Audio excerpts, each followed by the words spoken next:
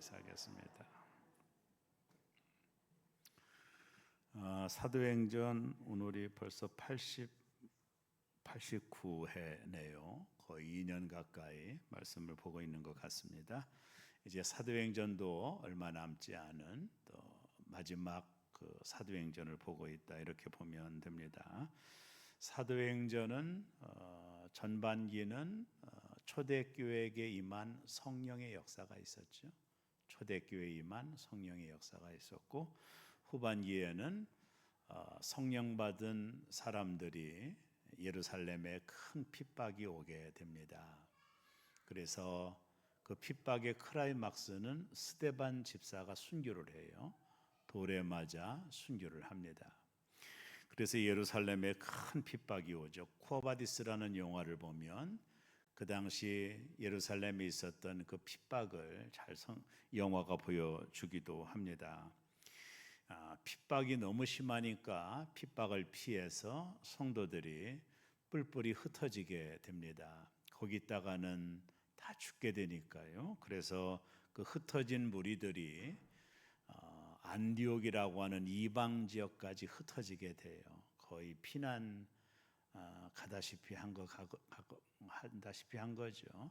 근데 이 안디옥이라는 곳에서 흩어진 사람들이 복음을 전합니다. 이방 지역에서. 그래서 많은 사람들이 예수를 믿게 돼요. 그래서 우리가 첫 번째 교회를 예루살렘 교회라고 하고, 그리고 안디옥 교회를 두 번째 교회라고, 지상 교회 중에 두 번째 교회다, 이렇게 말을 합니다.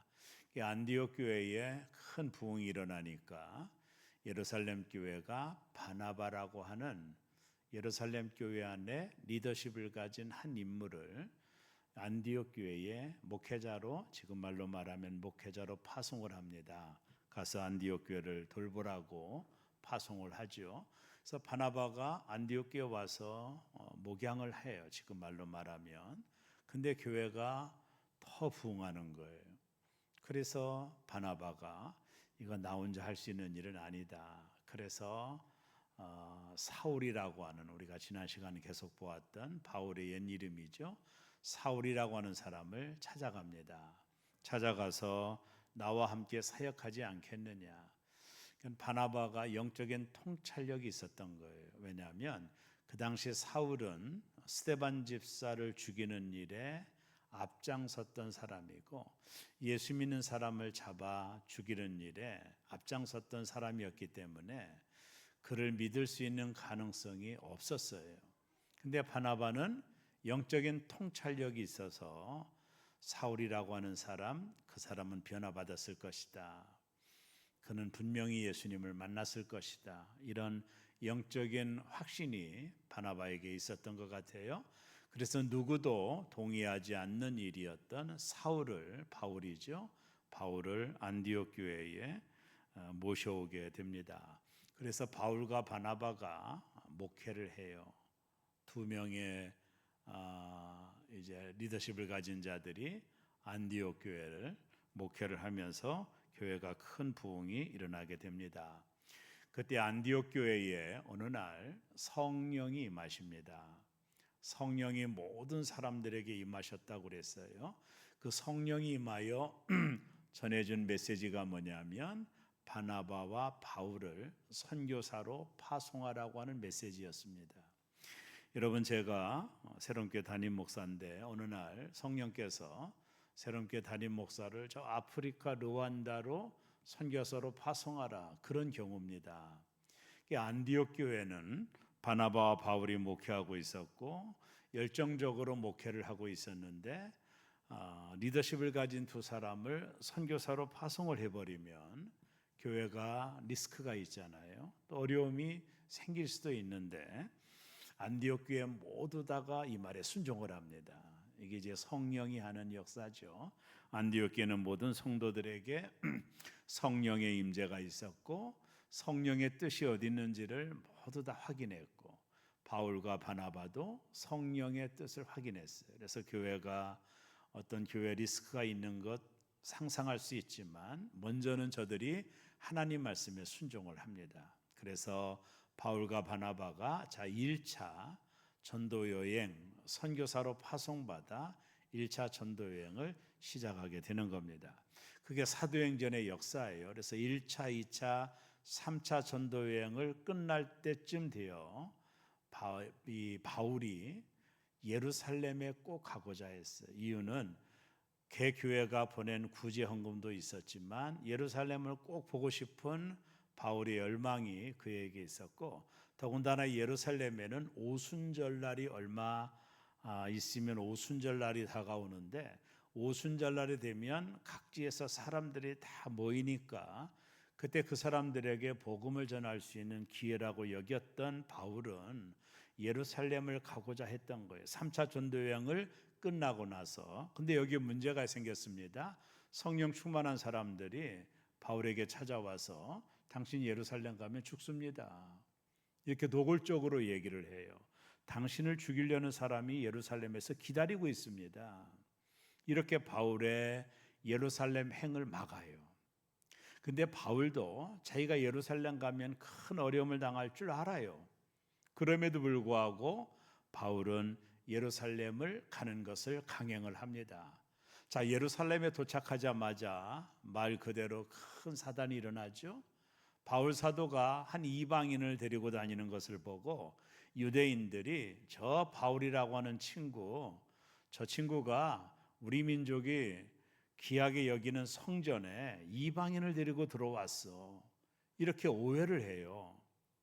특별히 그 당시 성전에는 이방인들이 들어올 수 없는 유대 법이 있었거든요. 근데 바울이 그 법을 어겼다며 바울을 붙잡고 신문하고 소동을 부립니다. 그러니까 예루살렘 이 시내가 작은 도시였는데 이 사람들의 소동으로 시끄러워졌던 것이죠. 그때 이 지역을 총괄하는 천부장이라는 로마의 파병당한 천부장이 어디서 시끄러운 소리가 들리니까 자신의 부하였던 백부장을 무엇을 하는지 가서 알아봐라, 이렇게 해서 사람들이 막 아우성을 치고 바울을 죽이려고 하는 이 살벌한 분위기가 진행되고 있는 것을 보게 됩니다. 그때 천부장이 거기에 개입을 하죠. 당신들 왜 그러느냐, 왜 이 사람을 죽이려고 하느냐, 이렇게 말할 때 바울이 멋진 것을 해요. 뭘 말하느냐 하면 천부장에게 헬라어를 합니다. 여러분, 그 당시 헬라어를 쓰는 사람들은 별로 흔하지 않았습니다. 거기 예루살렘에 있는 사람들은 다 히브리어, 쉽게 말하면 아람어 비슷한 히브리어를 썼지 헬라어를 쓰는 사람은 드물어요. 근데 바울이 천부장 앞에서 헬라어를 통해서 말을 합니다.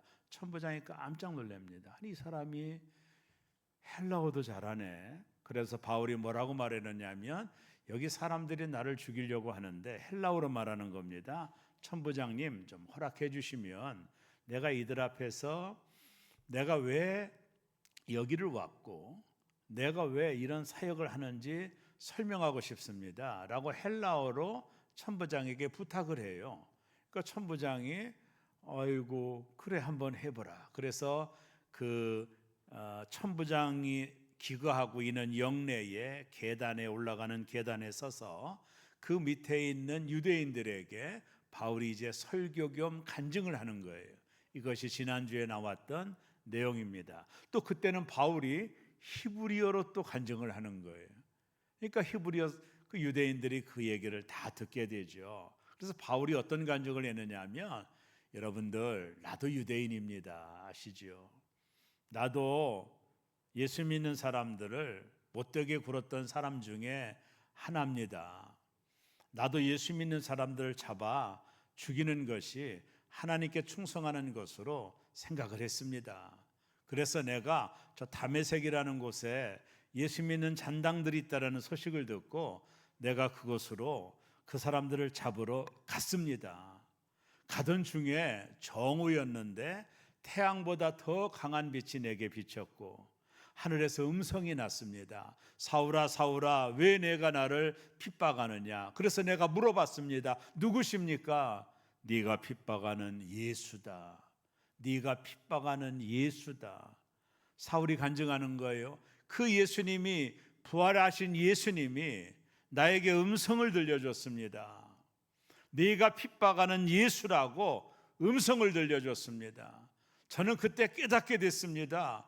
예수 그리스도가 죽은 것이 아니라 부활하셔서 살아나셨다라는 것, 또 예수님이 이 땅에 와서 전했던 모든 말씀들이 진리라는 것을 깨닫게 됐습니다. 그래서 바울이 예수 만난 간증을 사람들 앞에 하는 거예요. 그때 바울의 간증이 더 깊어질 즈음에 있어서 유대인들이 머리가 도는 이야기 하나가 나왔어요. 뭐냐면 바울이 이런 얘기를 했어요. 나는 이방인의 사도로 부르심을 받은 사람입니다. 하나님이, 예수님이 나를 이방인의 사도로, 이방인들을 전도하라고 하는 사람으로 하나님이 나를 불러주셨습니다. 이 말에, 이 간증을 듣고 있는 사람들이 머리가 완전히 돈 겁니다. 이유가 있습니다. 바울이 이 간증 속에 이방인의 사도로 하나님이 자기를 불렀다라고 하는 이 말에 사람들이 더 흥분하기 시작해요. 그 내용을 22절과 23절에 나오는데 우리 다 같이 읽습니다. 이 말하는 것까지 그들이 듣다가 소리질러 이르되 이러한 자는 세상에서 없애버리자, 살려둘 자가 아니라 하여 23절이요 떠들며 옷을 벗어 던지고 티끌을 공중에 날리니. 사람들이 바울의 간증을 듣다가 이들이 흥분했던 이유가 뭐냐면 바울의 간증 속에서 내가 이방인들을 전도하기 위하여 하나님이 나를 부르셨다라는 이 말에 유대인들이 머리가 돈 거예요. 하나님이 어떻게 이방인들을 구원하려고 너를 보내? 자, 그 당시 유대인들이 가지고 있었던 종교적인 배경을 알면 이들이 왜 흥분했는지를 이해할 수 있어요. 여러분, 그 당시 유대인들은요, 특별히 이스라엘 사람들이었던 유대인들은 선민의식이 있었어요. 이 선민의식이 뭐냐면 하나님께서 우리 민족에게만 율법을 주었다라는 거예요. 맞죠? 유대인들만 율법을 주었죠. 하나님께서 우리 민족에게만 율법을 주었기 때문에 우리만 하나님의 자녀라는 거예요. 율법을 받지 않았던 이방인들은 하나님이 택한 사람들이 아니라는 거예요. 그래서 이 유대인들은 이방인을 마치 개처럼 취급을 했어요. 어떤 문헌에 보면 이방인들은 지옥의 불쏘시개로 쓰려고 하나님이 만들었다고까지 얘기를 했거든요. 그러니까 이 유대인들이 가지고 있었던 이 선민의식, 우리 민족만 하나님의 자녀고 우리 민족만 구원받는다라고 하는, 우리 민족만 택함받았다라고 하는 이 선민의식이 있었고, 이들이 바라봤던 이스라엘 외의 모든 유대인들은, 아니 이방인들은 지옥의 불쏘시개로 쓰려고 하나님이 만들었다고 생각한 거예요. 그런데 바울이 설교 중에, 간증 중에 내가 이방인들을 전도하라고 하나님이 나를 부르셨다라는 말에 유대인들이 머리가 돌아버리게 되는 거예요. 실은요. 어떻게 하나님이 저 이방인들을 구원한다라는 말이냐? 구원할 자는 우리 민족밖에 없어. 유대인인 우리 민족만 구원하지 어떻게 이방인인 저 사람들을 구원해? 하나님이 너를 이방인의 사도로 불러주셨다고? 그럴 하나님이 아니야. 이놈 죽여야 되겠네. 헛된 말을 하네 하면서 막 흥분하기 시작한 거예요. 어떻게 하나님이 이방인들을 구원한다라는 말이야? 우리 민족만 구원받는 민족이지 이방인들은 하나님이 버린 사람들이야. 그런데 네가 하나님이 너를 불러서 이방인의 사도로 불러주셨다고? 아이 저놈 저에게 그냥 놔두면 큰일 나겠다. 사람들이 막 흥분하기 시작합니다. 그래서 오늘 본문이 나옵니다. 이러한 자는 세상에서 없애버려야 된다. 살려둘 자가 아니라면서 떠들며 옷을 벗어 막 옷을 흔들며 공중에 날리며 바울을 죽이자고 한 거예요. 이게 더 심각해진 상황이었죠. 그 은혜로운 간증을 듣고도 이런 현상이 일어났어요. 바울이 예수님 만난 것을 간증하고 있는데도 저들이 더 흥분하여 바울을 죽이려고 했던 거예요. 바로 이들이 가지고 있었던 선민의식이 왜곡된 판단을 하게 된 거죠. 이게 참 무서운 거죠. 선민의식 말입니다. 지금도 이스라엘에 살고는 유대인들은 동일합니다. 우리 민족만 구원받아, 우리 민족만 하나님이 율법을 주셨어, 우리 민족의 하나님이야, 이방인들은 다 지옥 갈 사람들이야, 우리 민족만 하나님이 택하셨다라고 하는 이 선민의식이 지금도 강력합니다. 이방인들은 그래서 성전의 뜰 안에도 못 들어오게 했던 거예요. 지옥의 불쏘시개들이 어떻게 성전뜰에 들어와요? 하나님의 자녀들만 들어올 수 있지, 유대인들만 들어올 수 있지, 선택받은 이스라엘 민족만 들어올 수 있지, 성전에 감히 어떻게 이방인들이 들어와? 이런 선민의식으로 고착화되었던 거예요. 그러니까 바울이 하나님이 나를 이방인 전도하라고 보냈다고 하니까 이들이 막 토화를 내는 거예요. 이방인을 전도해? 지옥 갈 사람 전도해서 뭐 하려고 막 이러면서 이들이 흥분하기 시작하는 것입니다. 이 장면을 천부장이 보고 너무 놀란 거예요. 그래서 24절과 25절에 이어서 말씀을 합니다. 다 같이 읽습니다. 천부장이 바울을 영내로 데려가라 명하고 그들이 무슨 일로 그에 대하여 떠드는지 알고자 하여 채찍질하며 신문하라 한데 가죽줄로 바울을 매니 바울이 곁에 서 있는 백부장들을 이르되 너희가 로마 시민 된 자를 제도 정하니하고 채찍질하느냐 하니. 자, 천부장이 사람들이 너무 지금 흥분하니까 자신들이 기거하는 영내로 바울을 데리고 들어가요. 그러고 나서 사람들이 왜 저렇게 혈기를 부리고 바울을 죽이라고 하는지 그게 내용을 좀 알고 싶었던 거예요, 천부장이. 그래서 바울을 채찍질하여 신문해라. 때리고 신문하면 저들이 왜 바울을 죽이라고 했는지를 볼 거 아니겠느냐. 이래서 바울을 가죽끈으로 묶고 바울을 채찍질하고 신문하려고 했어요. 여러분, 그 당시 로마 당시 채찍질은 이 가죽끈 끝에 납이 달려 있거든요. 그래서 한번 때려서 당겨버리면 살점이 떨어져 나가는 거예요. 바울이 만약에 여기서 채찍질을 당했다면 회복하는 데 많은 시간이 걸렸을 거예요. 근데 바울이 백부장에게 말합니다. 너희가 로마 시민 된 자를 제도 정하지 아니하고 채찍질하느냐. 이 한마디가 그 영내에 있었던 백부장이를 얼어붙게 만들었어요. 여기서 바울은 지금 자신이 로마 시민권자라는 것을 오픈하고 있는 거거든요.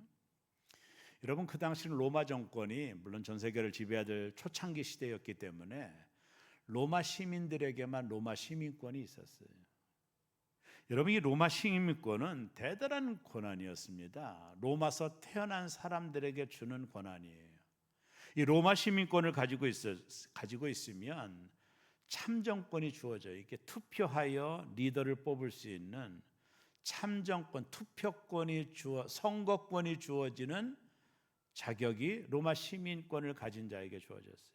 또 하나, 로마 시민권을 가지면 보호권이 있었어요. 쉽게 말하면 이 사람이 어디를 가든지 로마가 보호를 해줘요. 그러니까 로마 시민권을 가진 자를 함부로 못 해요. 어디 가든지 로마 시민권자를 로마라고 하는 강력한 파워풀한 나라가 보호를 해주는 거예요. 이게 로마 시민권을 가진 자의 특혜입니다. 또 하나, 로마 시민권을 가지면 재판권이 있었어요. 쉽게 말하면 재판을 받아야만이 형벌을 집행할 수 있었어요. 재판을 받기 전에 채찍질을 때린다든가 그 사람을 구타하면 그 때린 사람을 사형시켰습니다.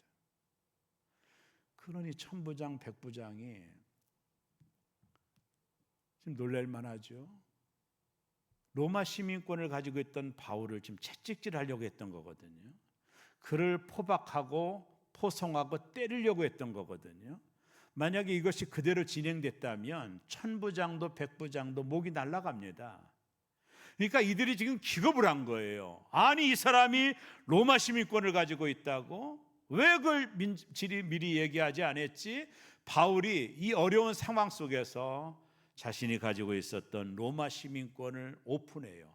근데 바울이 지금까지 오는 동안에 수많은 핍박을 당하고 어려움을 당하고 매를 맞고 고통을 당할 때는 자기가 로마 시민권인 자를 오픈하지 않았어요. 근데 오늘 여기서는 그가 자신이 로마 시민권을 가졌다라고 말을 하게 된 거예요. 그때 천부장과 백부장이 깜짝 놀라죠. 자신이 자칫하면 사형을 당할 수도 있거든요. 로마 시민권을 가진 자를 함부로 할 수 없고 재판이 나기 이전에 매를 때린다든가 구타하면 완전히 구속을 되고 사형을 당하거든요. 그러니까 백부장이도 천부장이도 놀랄 수밖에 없는 거예요. 오늘 그런 지경이 벌어지게 되고, 그래서 천부장이 질문을 합니다. 사도행전 22장 27절 다 같이 읽습니다. 천부장이 와서 바울에게 말하되 내가 로마 시민이냐 내게 말하라. 이르되 그러하다. 천부장이 물어보는 거예요. 너 정말로 로마 시민권이 있어? 바울이 그러하다. 그때 천부장이 또 대답을 합니다. 28절인데 이어서 다 같이 봅니다. 천부장이 대답하되 나는 돈을 많이 들여 이 시민권을 얻었노라.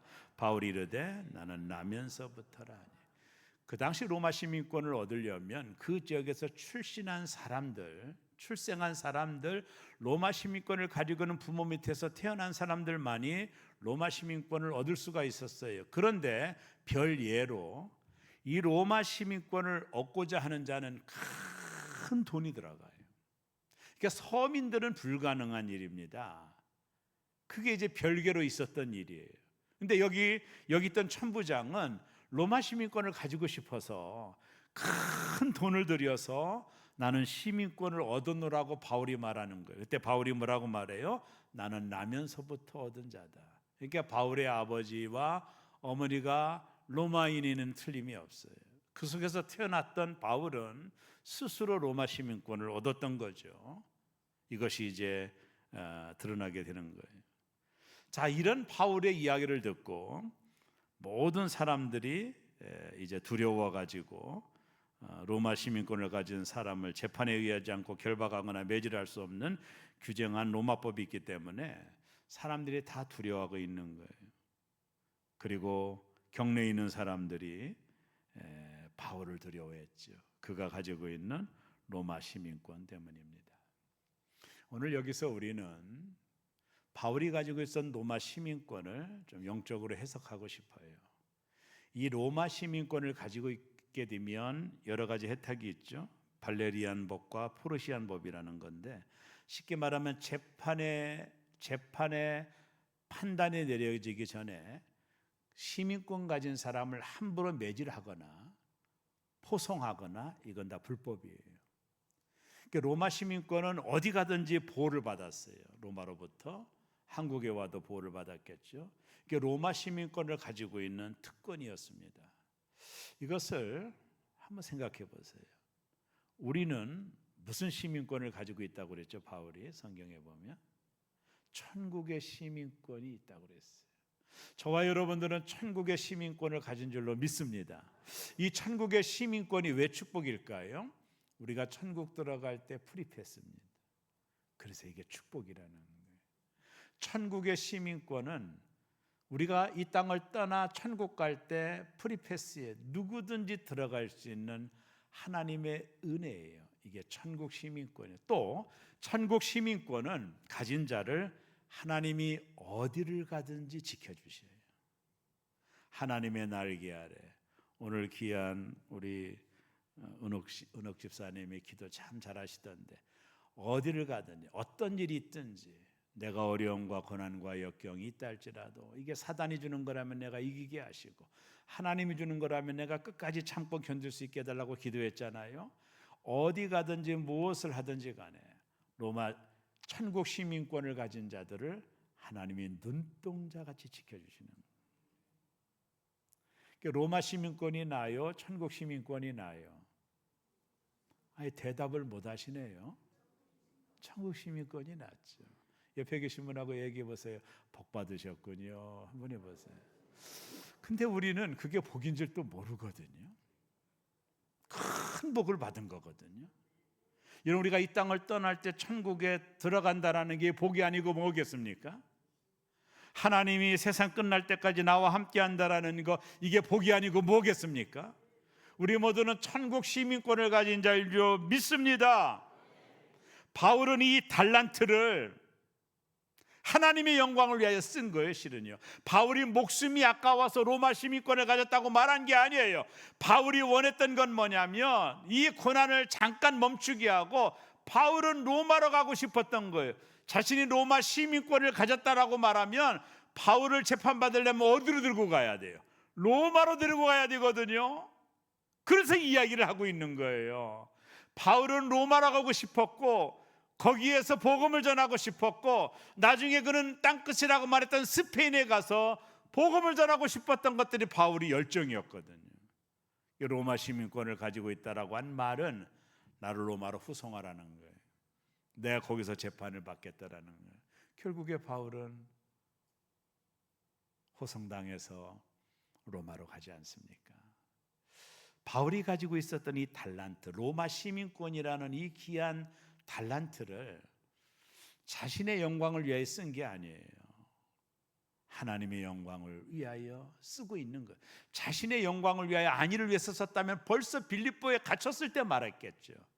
근데 바울은 로마로 가는 것이 하나님의 뜻인 줄 알고 이 중요한 시간에 자신이 로마 시민권을 가졌다라고 말을 함으로 로마로 호송되어 로마에 가서 복음을 전하고 순교하는 바울의 역사가 마지막으로 진행이 되는 겁니다. 사랑하는 여러분, 말씀을 정리해요.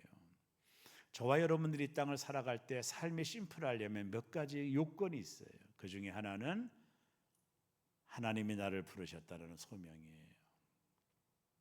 한번 따라합니다. 하나님이 나를 부르셨습니다. 이게 소명이에요. 두 번째는 왜 하나님 나를 부르셨지? 나를 부르신 목적을 찾는 것을 우리가 사명이라고 하는 거예요. 그러니까 하나님이 나를 부르신 것이 분명하지 않으면 여러분 신앙이 어려워요. 하나님이 나를 부르셨다라는 이 소명을 먼저 알아야 돼요. 이게 대단히 중요합니다. 자, 그렇다면 이게 해결됐다면 하나님이 나를 부르신 목적, 그냥 나를 그냥 부르진 않을 거 아니에요. 누군가가 나를 부르면 목적 있이 부르는 것처럼 하나님이 나를 부르셨다라고 내가 믿는다면, 아니 확신한다면 왜 하나님이 나를 부르셨을까? 이걸 묻는 거예요. 바울이 다메섹에서 사울아 사울아 네가 왜 나를 핍박하느냐라고 말할 때 바울을 하나님이 예수님이 부르시잖아요. 그때 바울이 뭐라고 말합니까? 내가 무엇을 하오리까? 자신을 불렀으면 내가 부르신 당신 앞에 무엇을 하오리까라고 물어본 거예요. 우리가 이것을 사명이라고 말하는 거예요. 하나님이 나를 많은 사람 가운데 불러주셨다라는 게 소명이고, 이 소명의식이 분명해야 돼요. 흔들리면 안 됩니다. 하나님이 나를 많은 사람들 가운데 불러주신 거예요. 이게 소명이고, 나를 부르셨다면 이유가 있을 거 아니겠어요? 그것을 발견하는 것을 우리가 사명이라고 그래요. 이 사명을 발견하면 하나님이 나에게 주신 모든 달란트, 나에게 주신 모든 재능이 나를 불러주신 분을 위하여 사용할 때부터 드디어 우리의 삶에 포커스가 맞춰지는 거예요. 이렇게 되면 내가 하나님 나라를 위해 살겠다라는 기준이 분명하면 우리가 걸어가는 길이 많이 심플해집니다. 우리의 삶이 복잡한 이유가 있어요. 우리의 삶이 심플해지려면, 이 신앙생활에 심플해지려면 간단해요. 하나님이 나를 모든 사람 가운데 불러주셨다라는 사명, 소명, 그리고 하나님이 나를 부르신 것은 하나님의 나라와 영광을 위하여 하나님 나를 부르셨다는 이 사명을 발견하는 거죠. 사람이 사명을 발견하지 아니하면 이 신앙생활에 열매가 없어요. 하나님이 나에게 사명을 주셨어. 여기는 나는 목사로, 우리 장로님들은 장로님으로, 안수 집사님은 안수 집사님대로 하나님이 나를 부르신 사명이 있는 거예요.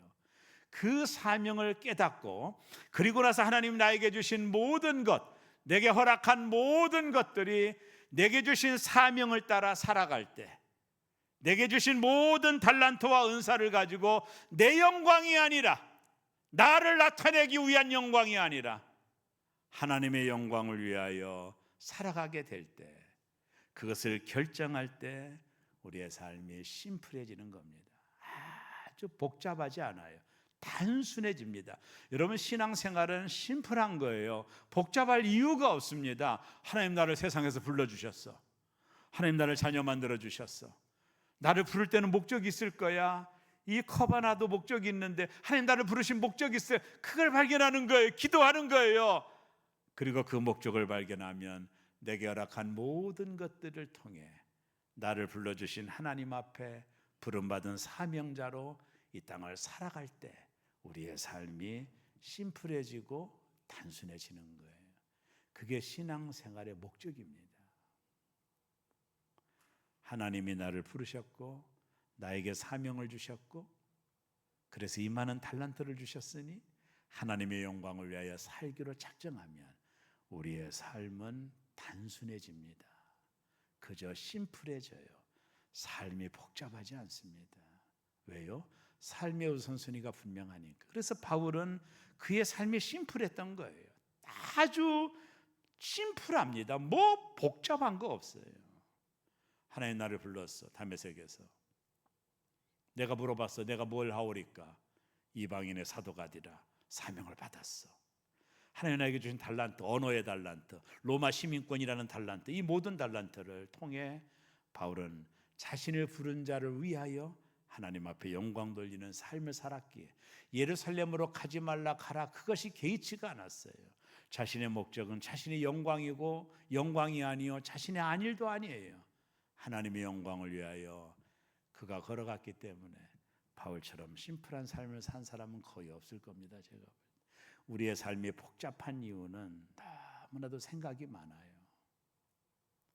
여러분 우리가 다 주님 앞에 설 때 네가 사업자라다 왔구나 한마디도 물어보지 않아요. 하나님은 우리에게 그의 나라와 의를 위하여 어떻게 살다 왔니? 그것만 물어봐요. 우리가 성공한 거 하나님한테는 아무 의미가 없어요. 여러분 내가 성공한들 하나님께 무슨 의미가 있겠어요? 하나님이 나에게 주신 달란트, 그 달란트를 가지고 나를 불러주신 분 앞에 내가 반응하고 그의 나라와 의와 영광을 위하여 살아가기로 작정할 때 우리의 삶의 모든 복잡한 것들이 심플해지고 단순해지고 주님의 나라를 위하여 걸어갈 수가 있는 거예요. 우리의 삶이 복잡한 이유는 너무 생각이 많기 때문입니다. 단순해지면 됩니다. 하나님 나를 많은 사람들 가운데 불러 자녀로 만들어 주셨어. 너무나도 감사해. 나를 불러주실 때는 의미가 있을 거야.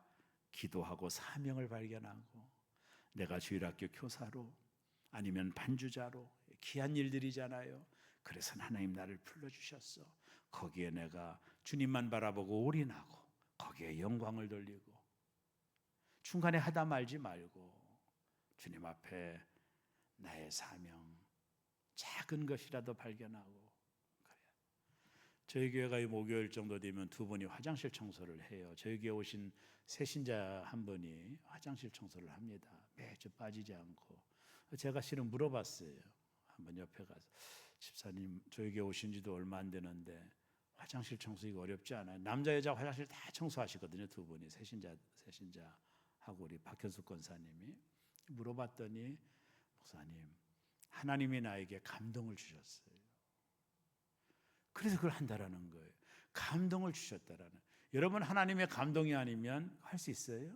그 지저분한 걸 어떻게 해요? 그게 자신의 사명이라는 거예요. 제가 너무 큰 은혜를 받았어요. 저에게 오신 지 얼마 되지도 않는 분입니다. 그걸 한다는 그 큰 감동. 주를 위한 사명을 발견하셔야 크로노스의 시간이 카이로스가 되는 거예요. 우리가 얼마를 살았느냐가 중요한 게 아니에요. 하나님 앞에서는 어떻게 의미 있는 시간을 살았느냐가 중요한 거겠죠. 여러분 내가 100년 살다가 왔다고 하나님 칭찬하실까? 오래 살다 와서 잘했다? 아니에요. 내가 20년을 살아도 주님의 영광을 위해 살았느냐가 내 분깃이 될 거예요. 그러니까 사명을 발견하는 건 너무나도 중요한 거예요. 여러분 성경을 연구하면서 아브라함을 보세요. 아브라함이 75세 때 부름받잖아요. 75세 전까지 아브라함의 인생이 얼마나 굴곡많았겠어요. 성경은 1%도 코멘트가 없어요. 그가 어떻게 살았는지 중요하지 않아요. 중요한 건 그가 하나님을 만나고 나서의 삶이에요. 그게 성경의 히스토리오 역사입니다. 성경은 우리가 어떻게 살았냐가 중요한 게 아니라 내가 하나님을 만나고 소명이 있고 사명을 발견하고 어떻게 살았느냐가 하나님의 마음속에 있는 거예요. 얼마를 살았느냐는 중요한 게 아니에요. 얼마나 부자가 됐느냐 중요한 게, 우리는 그냥 먹고 마시고 얼마나 부자가 되고 성공하는 거 관심 있지만 하나님은 노 프로그램 문제 없고 그건 관심이 없다라는 거예요. 너의 삶에 나를 위한 삶이 있느냐? 내가 너를 부른 목적대로 네가 인생을 살아가느냐? 그거 하나님 관심이 있다라는 거거든요. 그것만 물어보신다라는 거거든요. 그래서 아브라함이 75세까지 살아왔던 처절한 인생은 성경에 1%도 기록하지 않아요. 큰 무의미한 겁니다. 하나님 보실 때는. 그가 하나님 만나 시작된 그 삶부터 그의 이야기는 펼쳐지는 거죠. 이것이 저와 여러분의 삶이 되어야 되는 겁니다. 사랑하는 새로미 여러분, 충분히 잘하시는 여러분을 축복합니다. 이제 하나님이 나를 부르셨다라는 이 분명한 소명의식을 가지고, 하나님 나를 왜 불러주셨을까? 선생님도 나를 부르면 목적 있어 불러주시는데 하나님 왜 불러주셨을까? 그 사명을 발견하고 내게 주신 모든 것들을 통해 하나님 앞에 영광 돌리는 삶을 통해 저 여러분의 삶이 복잡하지 않고 심플하시기를 주의 이름으로 축원합니다. 그렇습니다.